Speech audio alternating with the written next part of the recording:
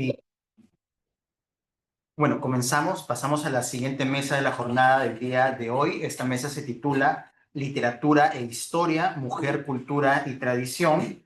Contamos aquí con la presencia de Ainaí Morales Pino, María Gracia Ríos Taboada y Giovanna Polarolo. Y las ponencias que se van a presentar son, a cargo de Ainaí Morales Pino, el semanario La Crítica 1917-1920 de Miguelina Costa y Dora Mayer, epistemologías aguafiestas sobre la modernización peruana en el temprano siglo XX. De ahí, a cargo de María Gracia Ríos Taboada, el proceso de canonización de Nicolás Ayllón como archivo de la urbe. Y por último, a cargo de Giovanna Polarolo, Federico Barreto, el poeta que trocó la espada por la lira.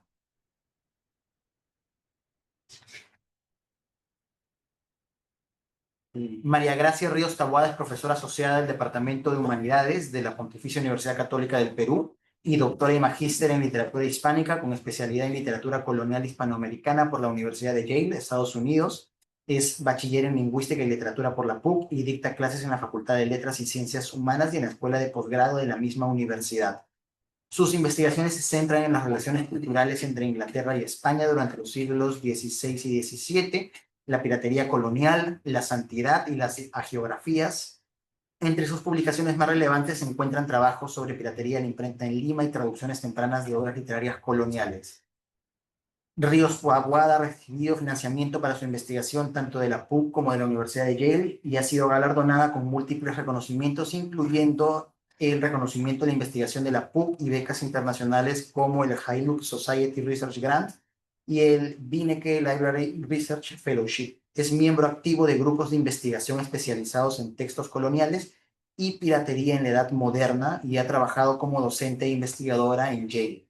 Además, colabora como evaluadora para varias revistas académicas internacionales, lo que refuerza su destacada trayectoria en el campo de la literatura colonial hispanoamericana. Ainaí Morales Pino es docente del Departamento de Humanidades de la Pontificia Universidad Católica del Perú y doctora en estudios romances por la Universidad de Miami, licenciada en Letras por la Universidad Católica Andrés Bello de Venezuela, cuenta además con un certificado en enseñanza y adquisición de segunda lengua por la misma universidad. Ha trabajado en diversas facultades de la PUC, incluyendo Letras y Ciencias Humanas, Arte y Diseño, Estudios Generales Letras y la Escuela de Posgrado. Su especialidad abarca la literatura latinoamericana del siglo XIX y las primeras décadas del XX, abordada desde una perspectiva que integra estudios literarios, feminismos y estudios de género. Morales Pino ha publicado numerosos trabajos destacados como Juan Germán Rocio, La subversión de la palabra y Arte, Artista y Campo Artístico, además de recibir menciones honoríficas en premios internacionales por sus investigaciones sobre feminismos y literatura latinoamericana.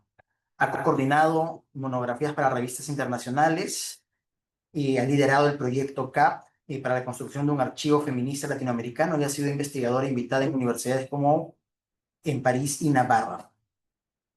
Y por último, nos acompañará de manera virtual y se proyectará al final su ponencia. Giovanna Polarolo es licenciada en Lingüística y Literatura por la Pontificia Universidad Católica del Perú, PUC, magíster en Literatura Hispanoamericana por la Universidad Nacional Mayor de San Marcos y doctora en Philosophy Spanish por la Universidad de Ottawa.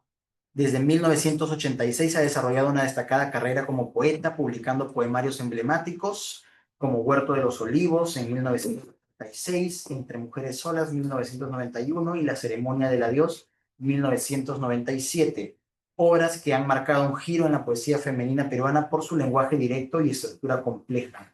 Además, ha incursionado en la narrativa y el ensayo con novelas y libros de cuentos que amplían su aporte literario. Paralelamente a su trabajo como escritora, Polarolo ha destacado en el periodismo cultural y la escritura de guiones cinematográficos para películas reconocidas como La Boca del Lobo, Caídos del Cielo y No se lo digas a nadie. Actualmente es docente a tiempo completo en la PUC, donde también dirige la maestría en escritura creativa.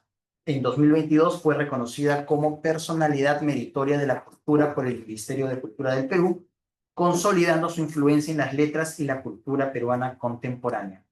Bueno, con estas introducciones entonces las dejo en la mesa para poder comenzar con el evento.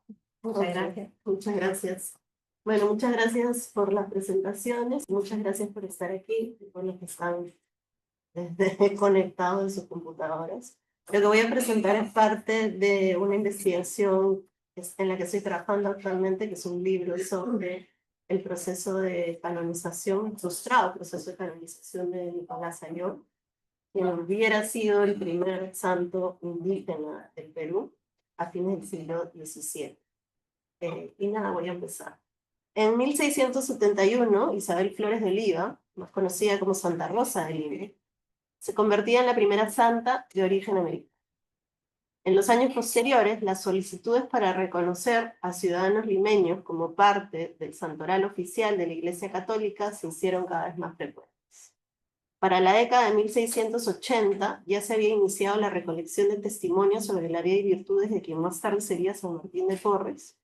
Ya había ocurrido el milagro atribuido a Juan Macías, que sustentaría su beatificación en el siglo XIX, y tanto Francisco Solano como Toribio Mogrovejo habían sido beatificados por el Vaticano. Asimismo, los procesos de beatificación del mercedario Pedro Urraca y del jesuita Francisco del Castillo se encontraban en curso. A esta ola de santidad se sumó un hecho singular. En 1679, 34 firmantes que se identificaban como paisanos y connaturales del sastre indígena Nicolás Ayllón solicitaron formalmente la apertura de su causa de colonización. Se trataba de un hecho singular porque Ayllón era el primer aspirante a santo en ser laico y de origen indígena.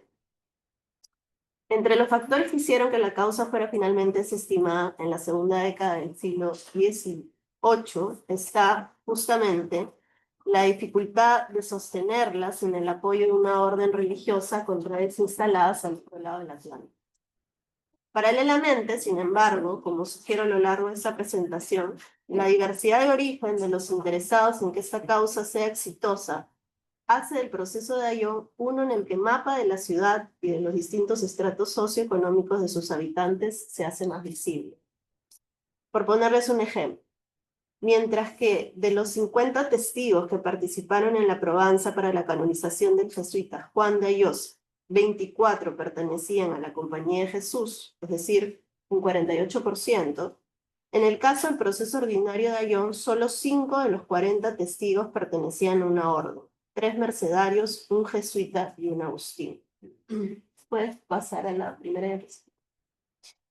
De los 35 restantes, 7 tienen cargos eclesiásticos, mientras que los otros 28 son vecinos y vecinas de la ciudad sin oficio declarado o con oficios diversos como sastres, zapateros, barberos. Desde que en 1588 el Papa Sixto V fundó la Sagrada Congregación de Ritos, el dicasterio encargado de aprobar o rechazar las solicitudes para las causas de beatificación y canonización, los procesos habían adquirido el tenor de un alegato judicial. Durante la primera etapa del proceso, la fase informativa, se llevaba a cabo un interrogatorio de testigos. En el caso de Ayllón, cada uno de los 40 testigos tuvo que responder un cuestionario de 24 preguntas. La segunda de ellas indicaba lo siguiente. La siguiente diapositiva. Sean preguntados cualesquiera personas que fueren presentadas para testigo del nombre y sobrenombre, patria, padres, edad, estado, calidad de personas y hacienda, ejercicio y ocupación digna. Esta fase informativa del proceso ordinario para la canonización de Ayllón empezó en 1684 y culminó en 1687. El expediente se envió a Roma en 1690 y 9 años después, en 1699, el Vaticano envía a Lima el rótulo y las cartas remisoriales para iniciar la segunda etapa de la causa, el proceso in genere. El Vaticano solicitaba a través de estos documentos que las autoridades eclesiásticas limeñas se encargaran de recopilar más información sobre la vida, milagros y virtudes de Ayllón. Sin embargo, el entonces arzobispo de Lima, Melchor de Liñán y Cisneros, decidió interrumpir la causa por las sospechas que había despertado la influencia de María Jacinta Montoya, viuda de Ayllón, en el proceso. Paralelamente, el Tribunal del Santo Oficio, la Inquisición, había publicado un edicto en el que se prohibía la circulación de la geografía de Ayllón y procesaba a la misma María Jacinta por sus escritos.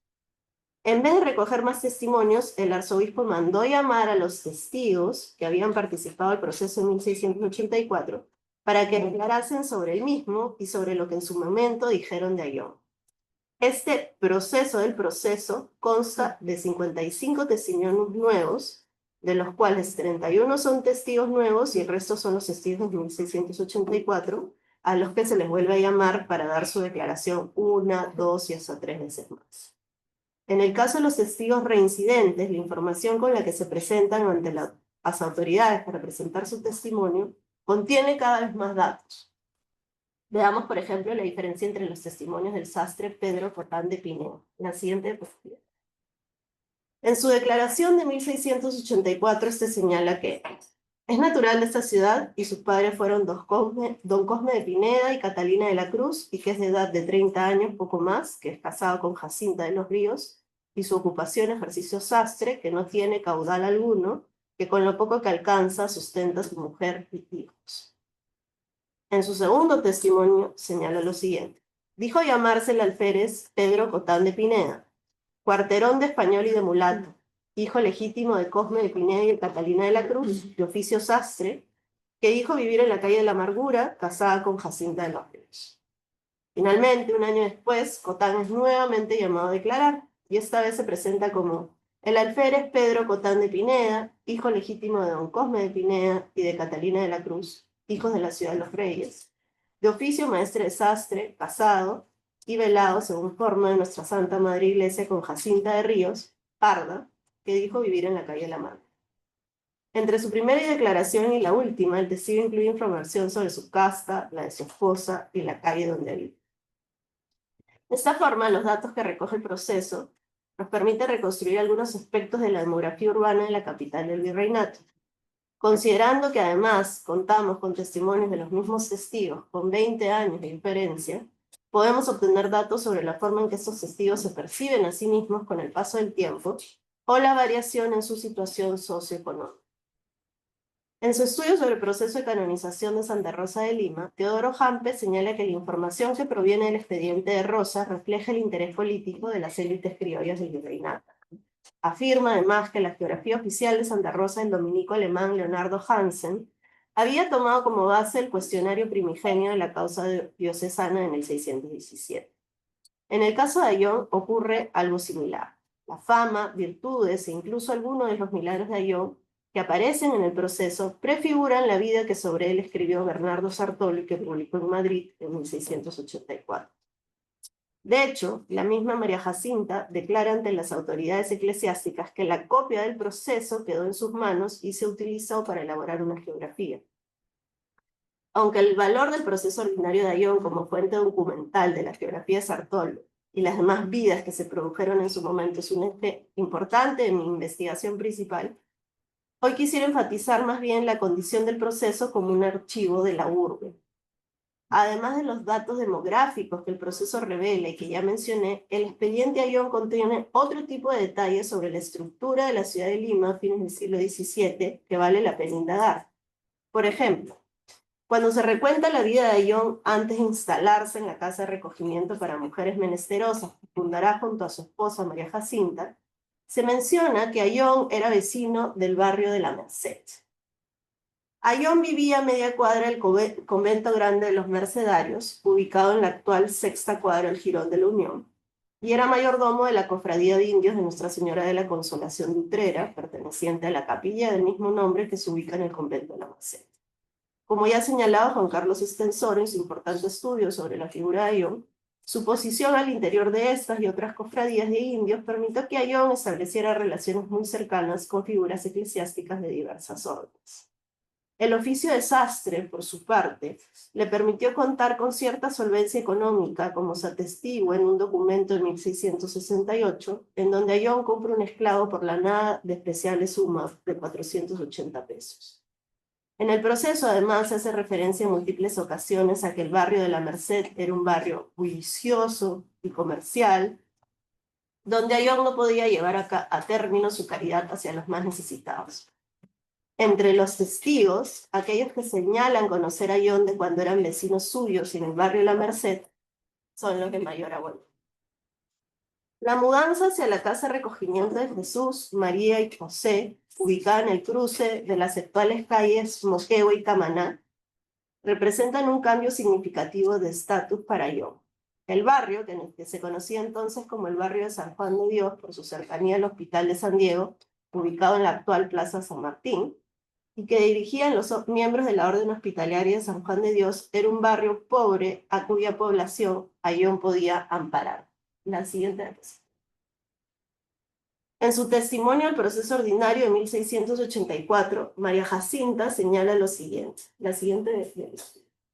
que el principio que tuvo para retirarse de la calle que llaman de Nuestra Señora de las Mercedes, donde tenía puesta su tienda pública de sastre y casa de vivienda juntamente, fue porque tratando ya con más cuidado las materias de su alma y de oración y retiro y apartarse del trabajo y bullicio de la dicha calle, por ser de las de mayor comercio de esta ciudad, y porque entre sus fervorosos deseos de servir a Dios de todo su corazón, gozó por favor especial a que estando en oración, si bien el siervo de Dios honestaba esto con decir que estaba medio dormido, dormitando, vio en Roma la forma que se tuvo para el despacho de la canonización de la Santa Rosa de Santa María.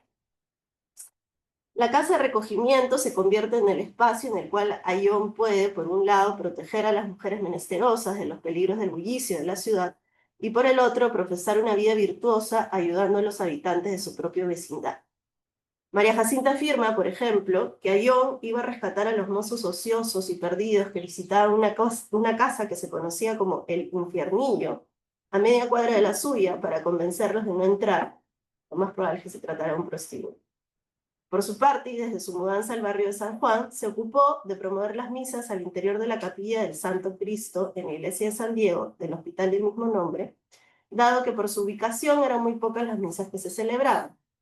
Cuando logró que se realizaran misas en dicha capital, él mismo se encargaba de llamar a los vecinos para que asistan y caminaba hacia la entrada de la ciudad, en el paraje que se conocía como la Chacra de Juan Simón, donde los esclavos negros que trabajaban en las haciendas y chacras en los exteriores de la ciudad estacionaban sus mulas mientras sus amos iban de fiesta. En la siguiente diapositiva. Y este es un mapa, bueno, reproducción de un mapa de la Lima del siglo XVII, con los lugares a los que se hace mención, el proceso de Ayllón. Lo que está en verde corresponde al barrio que mencioné al comienzo, el barrio de la Merced, y en amarillo al barrio de San Juan, ¿no? Que es el nuevo barrio que se está mudando a Ayllón. Según cuentan los testigos, Ayllón permanecía al cuidado de las mulas para que los esclavos pudieran asistir a misa. Son muchas las referencias que se presentan a lo largo del proceso sobre la mudanza de barrio, y con ello su progresiva conversión en un sujeto merecedor del apelativo de santo. De esta forma, irremediablemente, el proceso ordinario nos muestra un panorama bastante complejo de la distribución de barrios en la Lima de ese entonces y en el lugar preciso en que esos linderos imaginarios se dibujaban en la mente de un limeño del siglo XVII. Si además prestamos atención a la forma en que se percibe la Lima de extramuros en el proceso, nuevamente se transmite la idea de que el nuevo barrio de Ayllón es una suerte de recinto sagrado en el que se controla el comportamiento indebido de sus habitantes. En el testimonio del presbítero Cipriano Manrique se menciona, por ejemplo, que Salvador de Jesús, criado de la casa de recogimiento de Jesús, María y José, asistía también en una casa en el puerto del Callao y terminaba emborrachándose en el barrio de Piti Piti, barrio de indios y pescadores del puerto. Siguiente diapositiva. Que lo ha tenido por indio furibundo y embustero y que se emborrachaba, haciendo entonces acciones que denotaban no tener buen juicio, como era azotarse a vista de los que estaban en la casa donde asistía en el puerto del Callao, donde estaba 2 días en la semana pidiendo la limosna, y que le habían dicho a ese declarante que en una ocasión le habían llevado de Piti Piti, habitación de los indios y pescadores del dicho puerto, totalmente borracho y que juzgaba que tuvo después noticia dicha María Jacinta. Quisiera terminar con señalar que si bien, como mencioné al principio de esta presentación, el proceso para la canonización de Nicolás de Ayllón funciona magistralmente para identificar diversas estructuras sociales de la Lima de fines del siglo XVII, gracias a la diversidad de origen de sus testigos, un análisis exhaustivo de todos los procesos que se realizaron en esas décadas puede permitir reconstruir una suerte de censo de buena parte de la ciudad. Hacia fines del siglo XVII, Lima era una ciudad de aproximadamente 35.000 habitantes, donde más de la mitad eran esclavos africanos o afrodescendientes. Con un promedio de 50 testigos para cada una de las diversas causas que corrían en paralelo, estamos hablando alrededor de 13, en la década de los 80, se obtiene una lectura muy completa de la ciudad y sus habitantes.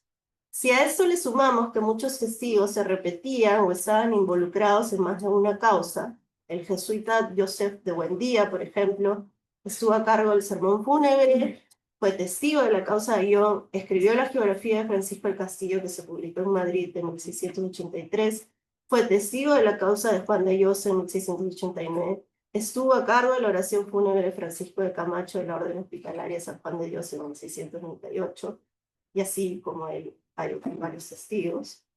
Podemos definir cómo se construye y desarrolla el discurso de una ciudad donde se respiraba religiosidad en cada esquina. El proceso de canonización de Nicolás Ayllón no solo nos habla de un candidato a santo, nos habla de una ciudad entera, de sus calles, sus oficios, sus jerarquías y sus imaginarios. A través de la extensa documentación que lo compone, Lima se nos revela no como una ciudad cualquiera, sino como cuna de santidad.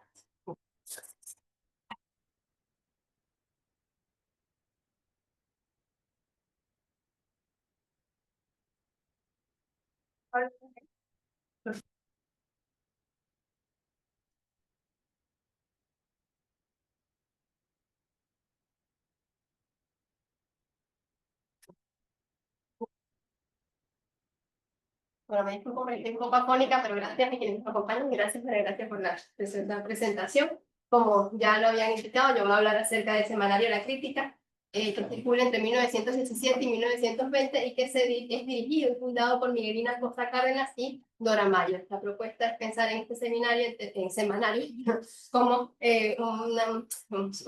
una publicación que plantea lo que conceptualiza en diálogo con Sara Ahmed, una serie de epistemologías aguafiestas que permiten interpelar el proceso de modernización en el Perú en el temprano siglo XX. ¿Bien? Bueno, ya había hablado acerca de las fundadoras de la publicación, Miguelina Costa y Dora Mayer. No creo que sea necesario hablar acerca de la biografía de estas dos intelectuales y periodistas. Solamente comentaré que en el caso de Mayer no solo se dedica al periodismo, sino también es reconocida por su trabajo por la representación de las poblaciones indígenas, ¿no? Tanto Mayer como Cárdenas van a estar muy vinculadas a asociaciones, ¿no? Asociaciones civiles que van a luchar por los derechos, ¿no?, de las poblaciones vulnerables. En este caso, Mayer se vincula con la Sociedad Proindígena y también va a publicar un periódico titulado El Diario Proindígena, que circula entre 1902 y 1917, que buscaría crear conciencia acerca de la necesidad de incorporar a los indígenas en el proyecto nacional. En los dos casos, las dos periodistas intelectuales van a mantener una cercana relación con idearios anarquistas y sindicalistas. Sin embargo, van a mostrar su distancia con frecuencia con respecto a estas agrupaciones. En el caso de Mayer, por el reconocimiento del racismo estructural incluso dentro de estos grupos anarquistas y sindicalistas, y en el caso de Acosta Cárdenas, por lo que ella denuncia como la replicación por parte de los obreros y los trabajadores o los líderes políticos anarquistas de las estructuras patriarcales propias de la sociedad burguesa. También en el caso de Mayer es interesante, sobre que es una de las anécdotas más conocidas acerca de ella, el derecho al amor libre, ¿no? La defensa del derecho de las mujeres al amor libre, ¿no?, como una forma de criticar que el matrimonio sea el único camino, el único paso, ¿no?, la única instancia para la existencia y presencia de las mujeres dentro de la sociedad, ¿no? En el caso de Costa Cárdenas, además de esta labor periodística y su labor como asociacionista vinculada también con sociedades como la Sociedad por Abaratamiento de los Costos y las Subsistencias, o las sociedades orientadas a regular los precios de los alquileres. Ella conocida por su labor como periodista, como abogada litigante, y se habla acerca de Costa Cárdenas como una de las pioneras de lo que se denomina el feminismo jurídico en el Perú, ¿no? Es decir, un trabajo que estaría intentando, como lo ven ahí con las imágenes de su tesis de maestría, de bachillerato, y doctorado. Su trabajo jurídico se va a abocar a tratar de proponer una serie de reformas para el Código Civil para intentar subsanar esta desigualdad estructural de las mujeres, ¿no?, tanto en lo que sería en la sociedad en general como en la institución del matrimonio. Fíjense que en la tesis que se publica acá para el título de doctorado, el título de la tesis es Reformas necesarias para el Código Civil para hacer efectiva la igualdad civil y jurídica del hombre y la mujer, y la tesis de bachillerato se titula Nuestra institución del matrimonio rebaja la condición social de la mujer. Es decir, que va a estar muy vinculada con el campo de la ley como un espacio clave para realizar una transformación social en lo tocante a la situación de las mujeres, y también, como ya había anticipado, se vincula con asociaciones feministas, ¿no? Como Evolución Femenina, liderada por María Jesús Alvarado, o el Centro Social de Señoras, y luego Feminismo Peruano, liderado por Celebro la Casa. También van a mantener estas dos intelectuales importantes vínculos con ligas y asociaciones de mujeres internacionales, ¿no? Acosta Cárdenas es parte del Consejo Nacional de Mujeres en Argentina y el Consejo Internacional de Mujeres en Uruguay. Esta solamente es una imagen que tomó de una exposición que se hizo acerca de Acosta Cárdenas en el Centro Cultural Inca Garcilaso de la Vega, donde hay una imagen de un letrero que estaba en el consultorio jurídico de Acosta Cárdenas, donde ella ofrecía asesoría jurídica para las mujeres, ¿no? Para trámites de divorcio absoluto y expedito, ¿no? Y también matrimonio civil, ¿no? Hay todo este énfasis en línea con este ideario próximo al anarquismo, ¿no? El énfasis en la cuestión civil, más allá, tratando de separarse del imperativo de la institución religiosa, ¿no? Que, como señalaba María Gracia, casi que crea esa cartografía social, ¿no? En la Lima, en el tránsito a la modernidad. Bien, el periódico La Crítica, como ya señalaba, circula entre 1917 y 1920, y circula primero semanalmente, luego las dificultades técnicas y materiales hacen que esta publicación circule de forma quincenal. Además, las autoras van a ser muy críticas del periodismo comercial, ¿no? Un periodismo muy cercano a los intereses comerciales y mercantiles, de allí que las precariedades materiales de la publicación se vayan agudizando, ¿no? Pero van a rechazar cualquier tipo de publicidad, ¿no? Y cuando incluyen algún anuncio publicitario, algún anuncio en la publicación, se tratará siempre de anuncios relacionados con centros educativos y de formación laboral para las mujeres, y especialmente mujeres indígenas, mujeres racializadas o mujeres de las clases trabajadoras, ¿no? El tono de la publicación será contestatario y no complaciente, ¿no? Van a abordar cuestiones políticas y socionacionales, como la situación de Tacna y Arica, en ese momento provincias cautivas, ¿no? Del gobierno chileno. Van a criticar la excesiva burocracia estatal, la ausencia de representación de los indígenas dentro de la política nacional. Van a abordar también asuntos económicos, como relacionados con la moneda, asuntos internacionales, como los vinculados con la Primera Guerra Mundial. Van a haber muchos artículos, van a haber muchos artículos relacionados con la cuestión del bienestar social y la desigualdad en la sociedad limeña del momento, y es interesante que la mayoría de los artículos que se publican aquí van a ser de la autoría de las dos autoras, no es una publicación que va a recibir colaboraciones de otros periodistas, sino que principalmente son ellas dos las que dirigen, gestionan, escriben, circulan, cobran y demás. Entonces están ahí como unas hormiguitas trabajando para mantener esta publicación, que, bueno, que luego va a enfrentar una serie de dificultades para sostenerse, ¿no? Van a criticar también de forma general y radical las políticas de modernización que consideran como simple imitación de lo que se realizaba en contextos europeos y que desconocían las problemáticas de la realidad del país, y critican también ese énfasis excesivo en la capital de Lima, ¿no? Entonces, en la publicación se va a hacer un gran esfuerzo por visibilizar lo que ocurre en lugares de provincia, ¿no? Lo que ocurre con otros grupos sociorraciales también, y especialmente, como he señalado, grupos obreros e indígenas. El principal blanco de cuestionamiento en ese sentido serán los intelectuales, los políticos y los periodistas del momento, y acá colocaba entre signos de interrogación el asunto de prensa feminista, porque prevalece cierta matriz ideológica que conecta este impreso, este semanario, con el feminismo, y yo consideraría que en alguna medida, o sea, hay por supuesto una dimensión feminista, pero que podríamos identificar en un sentido epistemológico y quizás incluso hasta metodológico, más no necesariamente en términos de las temáticas que están abordando en la publicación, porque como vemos, no calificaría esta publicación, este semanario, de manera ortodoxa dentro de lo que se conocería como esta prensa de mujeres y para mujeres, ¿no? Porque acá también es prensa de mujeres, pero su público principal no son solamente las mujeres, y su preocupación no son únicamente las preocupaciones, estamos centradas en los sujetos femeninos, ¿no? Sostengo así que esta publicación tiene este tono complaciente, contestatario y aguafiestas, y considero que es allí, en ese sentido, donde radica esta dimensión feminista de la publicación, ¿no? Como este ejercicio incómodo de revelar estas instancias estructurales que naturalizan la desigualdad y la opresión de ciertos sujetos, ¿no?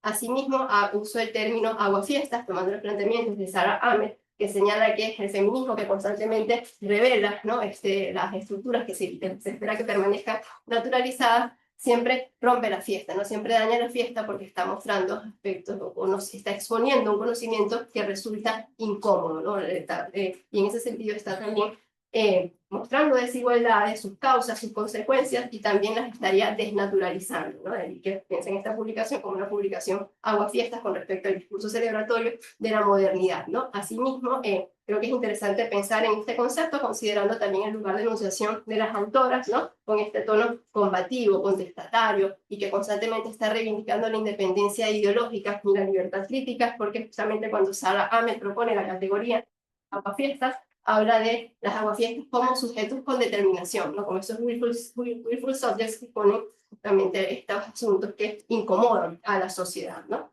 En la publicación, como ya había anticipado, las autoras van a criticar el carácter comercial, complaciente y sesgado del periodismo moderno. Van a plantear como un imperativo casi fundamental la posibilidad y la libertad para disentir y para tener libertad crítica y de pensamiento. De hecho, las mismas editoras en el prospecto de la publicación, saben que todas estas publicaciones siempre tienen en su primer número un prospecto donde hacen como una suerte de declaración de principios. En este prospecto, ellas van a señalar que si bien son dos compañeras en ideales y luchas, ¿no? que están haciendo esta publicación, están siempre dispuestas a llevarse la contraria, ¿no? O sea, que tienen como premisa la posibilidad de disentir, ¿no? En línea con lo que será la preservación de un ideal de pensamiento crítico. ¿Bien?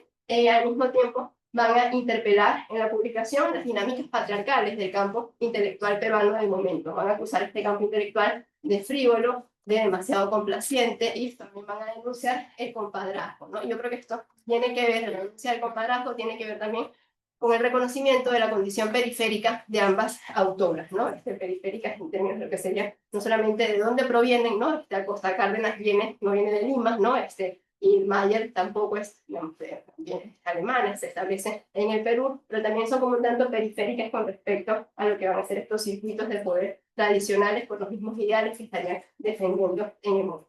Bien, en ese sentido, el lugar de enunciación de las autoras también va a ser muy distinto, autoras, fundadoras, editoras y demás, va a ser muy distinto al de las tradicionales madres republicanas. Y creo que esto también es un cambio interesante, ¿no? A lo largo del siglo XIX, muchas de estas intelectuales van a hablar acerca de cuestiones vinculadas con la política y la cuestión pública desde ese lugar de la maternidad republicana que les daba una legitimidad como de entrada. En cambio, aquellas están separándose de este lugar de enunciación, y que traía a colación como ejemplo este pequeñito artículo titulado Para ti, lectora, que tiene el formato como una correspondencia, un formato más o menos, digamos, relativamente epistolar, en el cual Acosta Cárdenas está denunciando que un periódico del momento que se llamaba El Tiempo, a cuyos artículos ellas con mucha frecuencia van a referir en la publicación, había interrumpido sus colaboraciones. Entonces ella está criticando que de repente ya no le aceptaron más colaboraciones, que dejaron de publicar lo que ella mandaba, y decía, bueno, no importa que me hayan rechazado las publicaciones porque ahora un periódico español me ha contactado y me está pagando por mis escritos. Entonces también está como que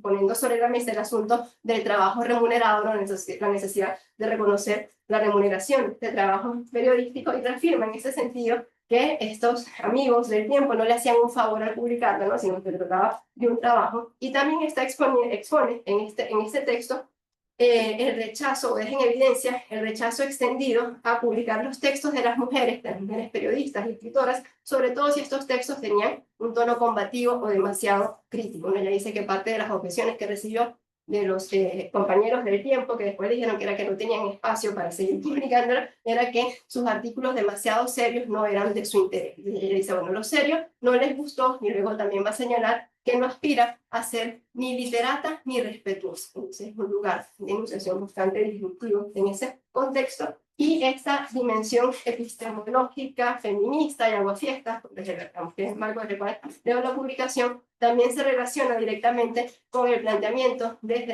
el semanario de una visión divergente de en torno a la temporalidad, ¿no? Si bien hay toda una serie de discursos que van a celebrar el diario del progreso como una marcha ascendente y envolvente hacia el futuro, ellas van a plantear una perspectiva diferente en la cual van a poner en evidencia cómo las políticas de modernidad y modernización, incluso los imaginarios sobre el progreso y la civilización, más bien se traducen en formas de violencia y exclusión para especialmente las mujeres racializadas, los obreros, ¿no? Los grupos menos favorecidos. En ese sentido, producen un conocimiento incómodo. Allí está esta dimensión epistemológica en torno a estas políticas de modernización, higiene y ordenamiento social que resultarán excluyentes y hasta violentas para grupos menos privilegiados, ¿no? Y quería enfocarme en casos puntuales como el relacionado con la crítica que hacen a las asociaciones de la caridad, la situación de la huelga de las obstetras, las políticas higienistas y de ordenamiento del espacio urbano, las multas al consumo de alcohol por parte de los indígenas y los sistemas de agua y desagüe. Tenemos que ver el tiempo, no lo sé, no me va diciendo con toda confianza. Cuando se trata de las asociaciones de la caridad, y allí también radica la incomodidad de esta publicación para distintas agrupaciones ideológicas vinculadas con proyectos reivindicativos, ellas van a criticar que las señoras de la caridad sean excesivamente ostentosas y que, digamos, que vayan a estos eventos tan bien vestidas, gastando mucho dinero en este indumentario, y les recomiendan, ¿no? Más las exhortan a invertir lo que gastan en vestirse en donaciones a las asociaciones o los centros de educación y formación profesionales de mujeres. Incluso les dan una lista, dicen, miren, acá en Lima existen, ¿no? El taller Moral y Trabajo que dirigía Elvira García y García, el Liceo para Señoritas del Centro Social de Señoras de Cáceres, y también les hablan, por supuesto, de Evolución Femenina de María Jesús Alvarado. Entonces le dicen, si ustedes quieren gastar en estos eventos, en lugar de gastarlo en ropa, dónenlo a estos centros de formación de mujeres. Y también van a criticar esta práctica caritativa de donación de bienes materiales. Ellas señalan, muy en línea con una ideología marxista quizás, ¿no? Que estas donaciones solamente fomentaban una serie de deseos que impropios para las mujeres de esta clase social. Entonces, ustedes las están alienando, y en lugar de darles bienes materiales, inviertan en las instituciones centradas en la formación y educación laboral para los sujetos femeninos, ¿no? También van a visibilizar en la publicación, en varios números de la publicación, la problemática de las obstetras, ¿no? Allí van a inicios del siglo XX ocurre una tensión con el gremio de las obstetras que están criticando, ¿no? En el marco del surgimiento de la Escuela de Medicina, que han sido desplazadas por los médicos, ¿no? Las parteras van a ser desplazadas por los médicos en el marco de la recién fundada Escuela de Medicina, y señalan que estos médicos se están apropiando del conocimiento de las parteras y las están relegando al lugar de asistentes de los doctores. Entonces van a criticar eso, van a criticar también las malas prácticas de este personal médico que no estaría entrenado, que no tendría el saber digamos, propio de las obstetras. Y allí vamos a ver en esta publicación uno de los un temprano registro de la violencia obstétrica. Critican el uso de forceps, ¿no? Y critican ese uso de forceps no por las consecuencias que traen en los niños, sino por las consecuencias que ocasionan en los órganos genitales de las mujeres, ¿no? Entonces, luego estas mujeres que tienen que salir a trabajar tienen una serie de problemas, ¿no? De incontinencia y demás, ellas van a poner énfasis específico en esta situación, considerando, como ya señalaba, principalmente la situación de las mujeres racializadas y las mujeres trabajadoras, ¿no? En ese sentido, van a exponer esta compleja relación entre ciencia y violencia, especialmente la violencia basada en género, y también van a exponer la problemática de la interseccionalidad, porque reclamarán que los peores tratos a las mujeres en los partos se dan cuando, digamos, ¿no? Se refieren especialmente a mujeres racializadas, ¿no? Van a criticar igualmente, como comentaba, las políticas de ordenamiento del espacio urbano que estarían intentando contener la propagación de las moscas o también de los vendedores ambulantes. Entonces tenemos ahí un ejemplo de un artículo titulado Las moscas, donde ellas cuestionan que se esté tratando, que digamos, para evitar las moscas en la ciudad se esté prohibiendo la venta a las vendedoras ambulantes, ¿no? Que comercializaban las frutas en el espacio urbano, y señalan, o sea, en ese sentido no solamente van a hacer visible una fuerza de trabajo invisibilizada, porque las vendedoras de frutas en el espacio urbano van a ser principalmente mujeres racializadas, sino que van a mostrar en este ejercicio constante de revelación de las causas reales de las problemáticas que están denunciando, van a revelar la verdadera razón para la persecución de estas mujeres, y señalan que la razón por la cual las perseguían era porque ellas no pagaban impuestos, a diferencia de los kioscos que estaban mejor establecidos, que sí pagaban impuestos, pero que en términos técnicos más bien fomentaban la acumulación de residuos, que eran los que ocasionarían las moscas. Entonces es interesante también ver cómo siempre apelan este discurso técnico, ¿no? Para exponer causas concretas que con mucha frecuencia van a visibilizar la precariedad de los sujetos femeninos, pero también van a apelar a este discurso más tecnificado, ¿no? Igualmente, en tono irónico, invitan a los políticos que están proponiendo, ¿no? Esta eliminación de vendedoras de frutas ambulantes, los invitan a recorrer la ciudad cargando una cesta de frutas sobre los hombros para ver si podrían tolerar. También cuando se trata de los sorteros, los vendedores de lotería ambulante, que eran estos niños, ¿no? Vendían los billetes de lotería, ellas van a cuestionar que por un lado se intente contener esta práctica alegando que estos niños deberían ir a la escuela. No se dice, bueno, que nadie puede ir a la escuela con el estómago vacío. Hacen este ejercicio de revelación incómoda que muestra cómo estos hacen conocían en gran medida la realidad social particular y luego van también a esta causa subyacente de la problemática social, señalando que muy probablemente detrás de estos niños vendedores de frutas, perdón, no, de lotería, estaba una mujer, una madre de muchos hijos abandonada por un hombre que no ha cumplido su responsabilidad. Entonces, constantemente cuando denuncian estas situaciones, estas políticas de ordenamiento social, exponen la violencia que esto representa para ciertos grupos socioraciales y también están dando cuenta en términos de epistemología feminista de cómo detrás de todas estas problemáticas está la problemática de la pobreza estructural de las mujeres, ¿no? Igualmente van a denunciar este discurso civilizatorio que estaría detrás de la contención de las protestas de los indígenas y también de las multas al consumo de alcohol.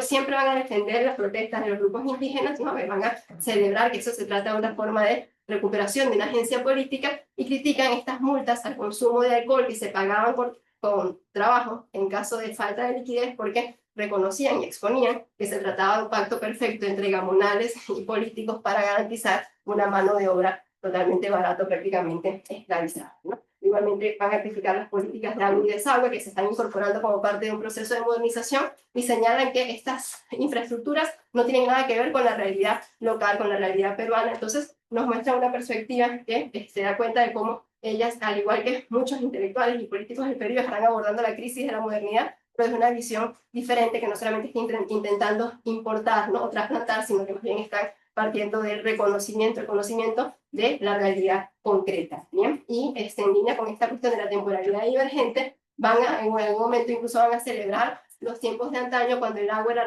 era repartida por aguadores, ¿no? Entonces estos aguadores que repartían el agua previamente, me parecía relevante esa referencia porque acá están chicos de literatura peruana, ¿verdad? Recuerdan el texto de Carlos Prinz cuando él habla de los aguadores que prácticamente mataban a los perros, eran como unos criminales, ya terminó, ya me sacaron el letrero, eran casi unos criminales y demás. Entonces es interesante que ella reivindique a estos, ¿no? estos sujetos, ¿okay? Que les planteé como ese tiempo pasado que es mejor con respecto a la modernidad. ¿Okay? Es interesante, bueno, quizás a partir de lo que hemos visto podríamos entender por qué esta publicación es un gran punto ciego en los archivos, ¿no?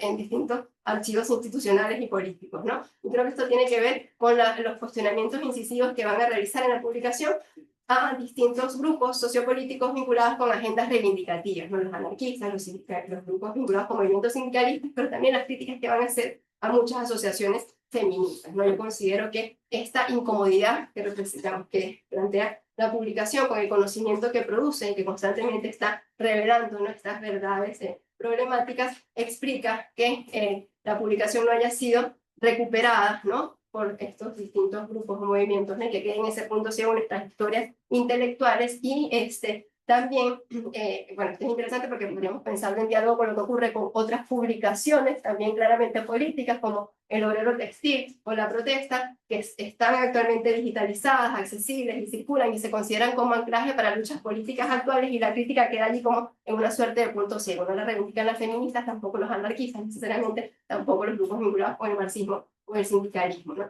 Entonces, esta precaria conservación en los archivos también implica va de la mano con una precaria conservación material que al mismo tiempo explica esta suerte de ilegibilidad, ¿no? Hay una ilegibilidad material, si ustedes ven el primer ejemplar que está ahí, esa imagen, ¿no? que está ahí, proyectada, es difícil de leer y de entender porque tiene que ver con la problemática conservación y la muy difícil digitalización, pero esa elegibilidad yo considero que no solamente es material, sino que también es ideológica y epistémica, ¿no? Como que esta publicación es de difícil clasificación en términos de lo que serían las matrices ideológicas políticas del momento. Bien, así que creo que ya con esto no me tomo más tiempo y ya dejo para las preguntas. Muchísimas gracias.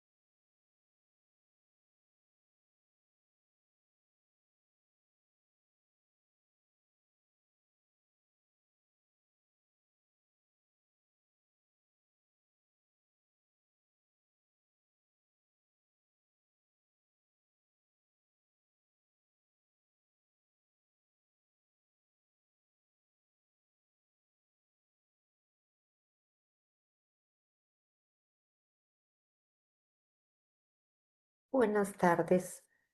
Me hubiera gustado mucho hacer presencial, estar de manera presencial en esta mesa. Lamentablemente por mala organización de mi parte, de mi agenda, no he podido hacerlo. Pero dejo esta grabación. Voy a hablar sobre Federico Barreto, un poeta tagneño muy poco conocido en el Perú, pero en la región, en Tacna, es considerado el gran poeta, es ya conocido como el poeta del cautiverio, porque justamente eh, él vivió desde la guerra con Chile, nació en el Perú. Esto es importante precisar, la fecha de su nacimiento, es necesario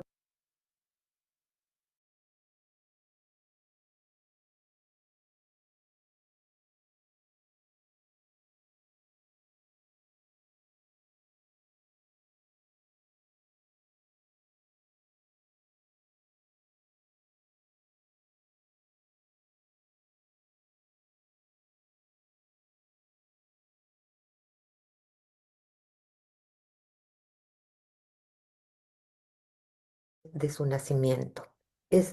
Podemos ya afirmar por las investigaciones realizadas que Barreto nació en 1868. Es importante porque recuerden que en 1879 empieza la guerra con Chile, en 1880 cae Tacna en la batalla del Alto de la Alianza y es ocupada hasta 1929, justamente el año en que muere Barreto en Marsella. Barreto entonces vive la experiencia del cautiverio desde que era muy joven, un niño. Por eso es importante precisar la fecha de su nacimiento. Tendría unos 11 o 12 años cuando empieza la Guerra del Pacífico. Bien, lo que quiero proponer es en esta breve conferencia es un estudio, una investigación que estoy realizando sobre no solamente Barreto, sino en general la actividad poética, los discursos lo que se escribía, lo que se decía, lo que aparecía en los periódicos, en fin, lo que algunos llaman discurso social durante el tiempo del cautiverio. Y aparecen revistas, un grupo literario muy importante que es el de la Bohemia Tagneña. Barreto tuvo un papel importantísimo hasta, yo diría, los años 1912-13, que viaja a Lima y luego vuelve un breve tiempo en 1925. Lo que quiero proponer es una lectura de la poesía que escribió, que usualmente los estudiosos la dividen en poemas amorosos y poemas patrióticos. Yo quiero proponer que los poemas catalogados como amorosos, en los que el poeta declara su amor incondicional a la dama, sus ansias por el encuentro, su dolor por haber sido separado de ella, su temor por saberla amenazada, como expresiones de amor a la patria y a la tierra perdida, en tanto que las declaraciones de amor a la patria y a la dama están marcadas por una misma intensidad que las emparenta a tal punto que devienen intercambiables, o mejor, en símbolos, en el sentido de que, como expresa Jorge Guillén, refiriéndose a la poesía mística, todo lo que es y algo más. Para familiarizarnos un poco o entender un poco mejor esta asimilación que propongo, no escisión, en respecto de su vida y obra, hay dos acontecimientos que se implican. Uno, lo que mencioné, que es la derrota en la batalla del Campo de la Alianza en Tacna, la derrota definitiva con la firma del Tratado de Ancón, por el cual Tacna y Arica fueron entregadas a Chile, y su matrimonio con Hermelinda Velázquez. ¿Por qué es importante esto? Porque Hermelinda Velasco Reyes era una profesora del liceo chileno, ella era chilena, y, y, y se casó con ella después de enviudar, había enviudado 2 años antes, el 18 de junio de 1910, en pleno proceso de chilenización. Federico era un patriota, era director del diario La Voz del Sur, que era un diario contestatario peruano frente al diario chileno. Eh, Él tenía por entonces 42 años, ella tenía 25. Y es interesante ver cómo el Gustavo Pinto, que era un informante peruano, una especie de espía que mandaba el gobierno peruano para ver cómo se portaban los tacneños, si se chilenizaban o seguían con el alma peruana, eh, le escribe informa a Lima el matrimonio y dice, ¿qué tal encargado de combatir la chilenización que ha concluido por chilenizarse? ¿Puede haber nada más vergonzoso que esto? Es razonable pensar que esta unión también fue sancionada por los grupos más nacionalistas de la comunidad tacneña. En el poema El amor es la vida, el yo lírico se dirige a Juanita y le advierte que la turba odio nos revela y es del mérito madrastra, que el vulgo vil envidia su belleza y que si es verdad que hay un infierno, ese infierno está en la tierra, mostrando así su desazón y apuesta por el amor, más allá de las envidias y de las críticas. Y acá tienen una fotografía en la que eh, aparece la familia de Barreto, sus hermanos, y también aparece Hermelinda. O sea, la familia aceptó ese matrimonio y Barreto viene a Lima con ella y luego viajan a Marsella y el año 28, o sea, vive en Lima con Hermelinda hasta el año 28 que emigra a Marsella y el año 29 muere. Bueno, todo esto me lleva a pensar que el tú al que se dirige, o afirmar que el tú al que se dirige el yo lírico refiere de manera explícita a la patria, con la intensidad amorosa que se reserva para la dama, y en términos tan similares que bien pueden entenderse como auténticas declaraciones de amor cortés. Los poemas de amor a la dama l- propongo yo leerlos como claras versiones a lo patriótico. Y hay otros poemas también que refieren de una manera directa al anhelo de comunión, de fusión con el objeto amado, que puede leerse también como fusión con la tierra perdida, porque como hemos visto, Barreto hacia 1912 sale de Tacna y vive en el exilio, primero en Lima y al final de su vida en Marsella, de una patria que está en poder, que no es suya, que no le pertenece. Y por eso es que digo que Barreto hace de la patria su dama, de la dama su patria. El amor a la patria, a la mujer y la pasión por la poesía inclinada a exaltar a la dama es uno solo. Responde al mismo sentimiento místico y estético.